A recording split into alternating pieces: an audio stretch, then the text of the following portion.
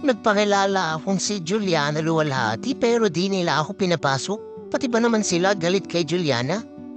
Yan ang caption ni Chinita Princess Kim Chiu sa kanyang IG post nung siya ay dumaan sa Amazon Prime sa US. Matatandaan kamakailan niya lamang ay nasuspindi ang Showtime at aabuti ng 2 linggo ang pansamantalang paghinto ng pag-air nito sa telebisyon.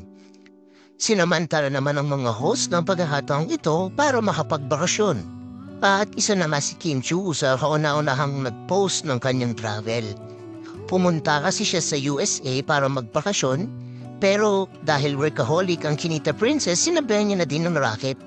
Ito ang kabuuang IG post. Sabi niya, passed by Amazon Prime Studio at Culvert Studio US. Nagpakilala akong si Juliana Luwalhati pero di nila ako pinapasok. Pati ba naman sila galit kay Juliana? Wait lang, papakulot muna ako. Babalikan ko kayo. Kasama ang palad ni Nay Amelia.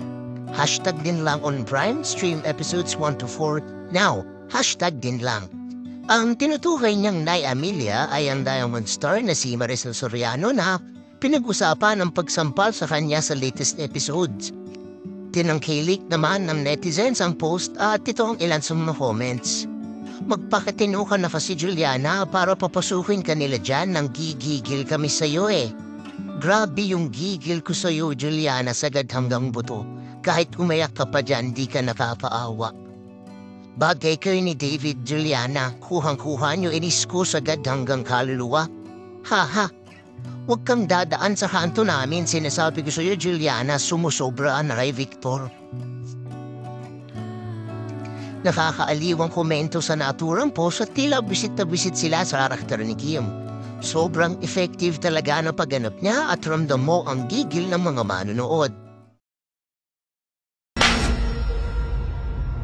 That's it for this video mga kaintriga. Like, comment, and subscribe kung nagustuhan nyo ito and see you next time.